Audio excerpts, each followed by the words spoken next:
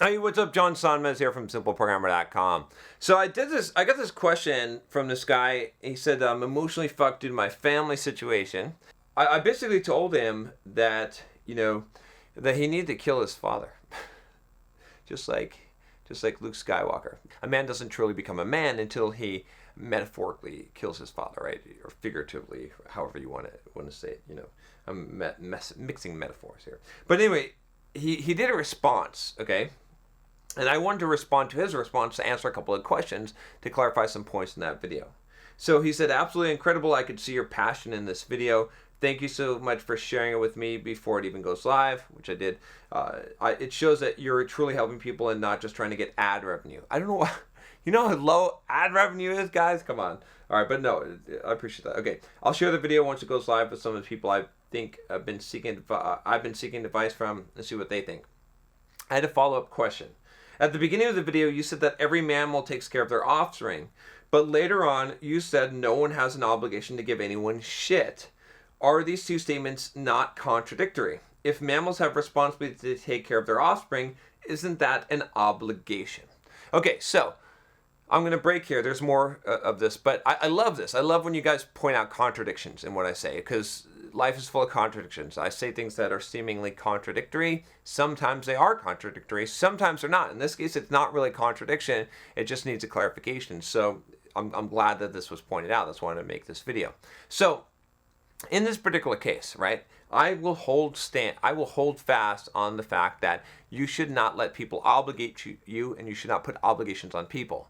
But when you do something in your life that affects another person's life, that can create an obligation. So in the case of a mammal, in the case of a human being having a child, you've created the obligation. You've made the choice to obligate yourself to at least taking care of your own offspring. I think that's like you see what I'm saying? Like that, you don't have an obligation, right, to do more than what you're supposed to do, which is to take care of your own choices, the results of your own choices, right? So, you can think of it this way as well, right? If you cause someone harm, you have an obligation to restore them. If you take property from someone, you have an obligation to restore that property to them. You cause some kind of physical harm to someone, you have some kind of obligation to take them to the hospital to see them through. You see what I'm saying? So you've got an obligation in that case for the consequences of your own actions and the harm that you've caused on other people or the world. In that case, you do have an obligation, but it's a self-imposed obligation. No one has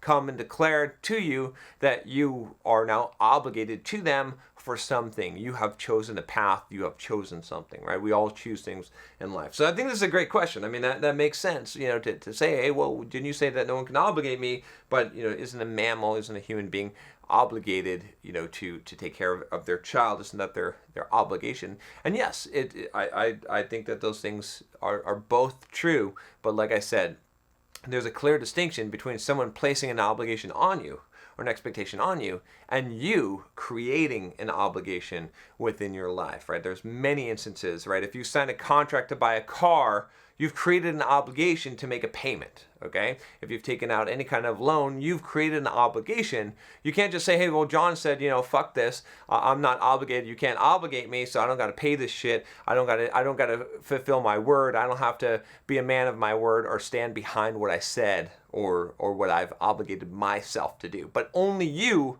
can obligate yourself. See, slavery is when someone else obligates you. When you obligate yourself, that's voluntary. That's the only requirement there, okay? We're not slaves. Also, don't you think that most men are shaped by the leadership from their parents? You saying that a man isn't truly a man until he kills his father, figuratively, means that a man no longer has a leader figure in his life to look up to.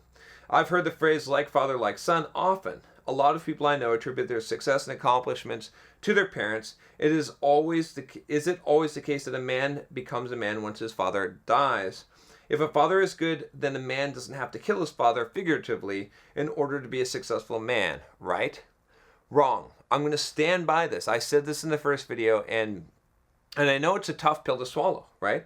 And so, yeah, you can be shaped by the leadership of your parents. It's great. Hopefully you have good parents that have modeled life, right? I definitely have been shaped by my parents, and I appreciate the things that they've done for me as far as modeling a lot of the good behaviors in life, teaching me some things like hard work and discipline and all the kind of things that they've done, right? I mean, a lot of us some of us have had shitty parents. I understand that. But if you've had good parents, you can appreciate that thing. And as a man, right, looking up to your father as someone who, in my case, he's a man of high integrity, right? I believe that he honestly stands by what he believes is correct, his principles, even sometimes those come in conflict with mine. It doesn't matter. Like, his self-integrity is something that I've learned. So, without spouting too much off about that, what I still want to say that it doesn't matter, right? It doesn't matter. That's a totally different point than the idea of a man having to figuratively kill his father in order to become a man. As long as you're holding your father in such a high regard as that you care what his opinion is of you, right?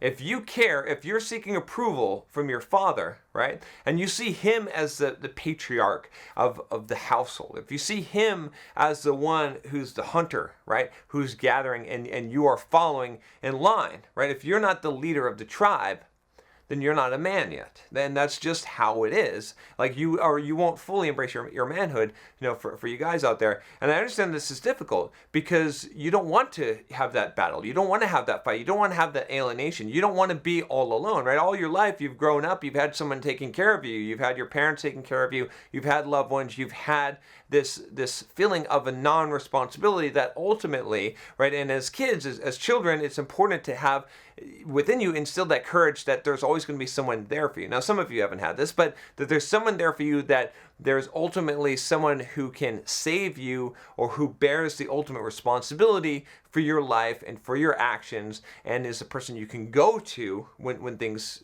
go wrong. But eventually you have to become that person, right? And if you don't become that person, if you're still relying on your parents, you're still relying on, for you men, for your father's approval, it's no good. You're never going to step into that full man role, right? I mean, I think you can think of, like, a practical sense of this would be, right, if you think about, like, if you had some kind of mission, right? You're going on some kind of trip or something and your parents are visiting. Who would be the one arranging logistics? Who would be the one taking care of things, making sure that people eat, making sure that things get done? Is it you, or who's driving, right? You know what I mean? Is it you, or is it your dad? Now, are you like now saying, okay, well, my dad is here, so he's going to take care of everything, and he's the one in charge now. If you're delegating that down, if you're believing that that's the case, then you haven't stepped up. Then you haven't figuratively killed your father in your mind, right? And so that's why I said in that first video that a lot of men, they don't truly become men until their fathers actually physically die, because finally they're released. And sometimes they don't even, right? That's even saying that, even a small percentage of men actually become men at that point, because they finally are released from that feeling of trying to earn their father's respect, trying to earn his approval, right? And the moment that you don't fucking care, the moment you're like, you know what? I'm going to live my life. I'm going to do what I want to do. I'm the fucking man of my life. That's the moment that you figuratively killed your father, right? And so you're just never going to, you're never going to get around this, right? And, I think I've addressed all the issues in here, but yeah, I mean, that's what it is. Again, like I said, it doesn't mean that you have to have a shitty relationship with your father. It doesn't mean that you can't respect your father. It doesn't mean you can't love your father. It doesn't mean any of those things. Those are great. I mean, if you have a good father figure to look up to, that's awesome. That's great.